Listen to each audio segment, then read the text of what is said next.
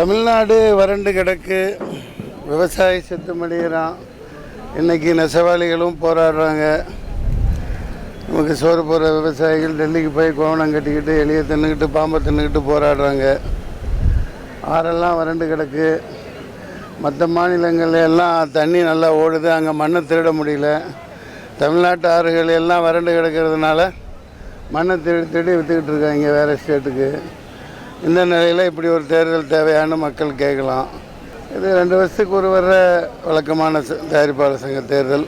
திரைப்படத்துறையும் ஏகப்பட்ட முறையில் இந்த டிமானிட்டேஷனால் ஆயிரக்கணக்கான கோடிகள் தமிழ் இண்டஸ்ட்ரி இழந்திருக்கு. எப்படின்னா, மக்கள் கையில் காசு இருந்து சந்தோஷமாக இருந்தால் தான் தேட்டருக்கு வருவாங்க. அந்த வகையில் கடந்த 4-5 மாதங்களாக தேட்டர் ஒன்றும் கல்லா கட்ட முடியல. பல பிரச்சனைகள் இருக்குது. பான் பராக் போட்டு எச்ச துப்பிட்டு இருக்கிற சில தியேட்டர்கள்லாம் 120 ரூபா டிக்கெட் வாங்குகிறாங்க. பேலஜா மாதிரி இருக்கிற தியேட்டரில் 120 ரூபா வாங்குகிறாங்க. ஸோ அந்த மாதிரி சின்ன படங்கள்லாம் கொஞ்சம் சிறிய முதலீட்டில் எடுத்த படங்கள்லாம் 50 ரூபாய்க்கு டிக்கெட் போடலாம். அப்புறம் மானியங்கள் கேட்குறாங்க இவங்க. திரைப்படத்துக்கு 10 வருஷமாக மானியம், அம்மா புண்ணிய தரிசி இருக்கையிலேயே மானியம் கொடுக்கல. இப்போ அவங்கள மண்ணுக்கு அனுப்பிச்சிட்ட பிறகு எல்லாமே காஞ்சி கிடைக்கல, எங்கேருந்து மானியம் தருவாங்க? கவர்மெண்ட்டே 3.25 லட்சம் கோடி கடனில் இருக்குதுன்னு சொல்கிறாங்க. இந்த மாதிரி ஏகப்பட்ட பிரச்சனைகள் இருக்குது. இருந்தாலும் இந்த இண்டஸ்ட்ரி வழிநடத்த திரைப்படத்துறை தான் இன்றைக்கி அதிகமான வருவாய் ஈட்டி தரக்கூடியதாகவும் மக்களை மகிழ்விக்கக்கூடிய ஒரு துறையாக இருக்குது. அதனால் இதில் ஒரு நல்ல மாற்றங்கள் கொண்டு வரணும்.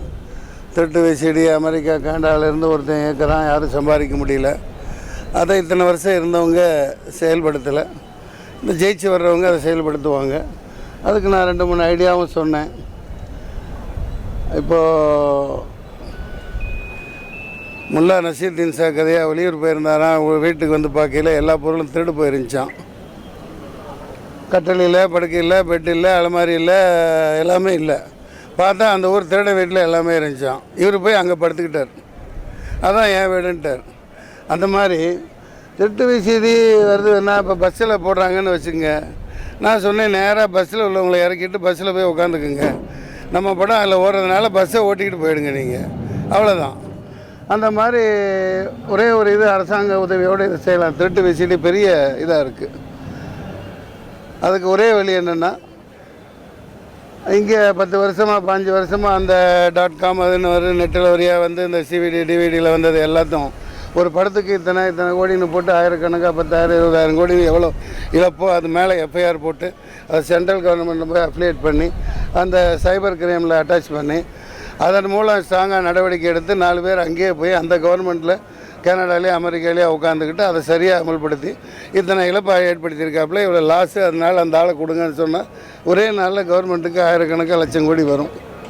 இது போன்ற பல இதை நான் சொன்னேன். இளரத்தம் வரும் என்று எதிர்பார்க்கிறேன். யார் வந்தாலும் சரி, சினிமா துறை காப்பாற்றப்பட வேண்டும். இது போன்ற தயாரிப்பாளர்கள் ரோட்டுக்கு வந்து ஓட்டு போடுன்னு பிச்சை எடுத்துகிட்டு இருக்கிறது கேவலமாக இருக்குது. அந்த வகையில் தம்பி விஷால் அவர்கள் அங்கெல்லாம் போச்சு, விவசாயியோட போராடி அவங்களுக்கெல்லாம் ஆதரவு தெரிவிச்சது. நானும் 1 லட்சம் டிடி இது கொடுத்தேன். 10 கோடிக்கு மேலே கலெக்ஷன் பண்ணி இந்த போர் போடுற இந்த மாதிரி செயல்களுக்கெல்லாம் அவங்க உதவுவாங்கன்னு நான் நினைக்கிறேன். இப்போது அரசியல் சினிமா ரெண்டும் இணைந்து இருக்கிறதுனால இது ஒரு நல்ல ஒரு முன்னேற்றம், ஆரோக்கியமான போட்டி. ஜனநாயகத்தில் வெற்றி பெறுவர்கள் இந்த துறைக்காக பாடுபடுவார்கள். நன்றி, வணக்கம்.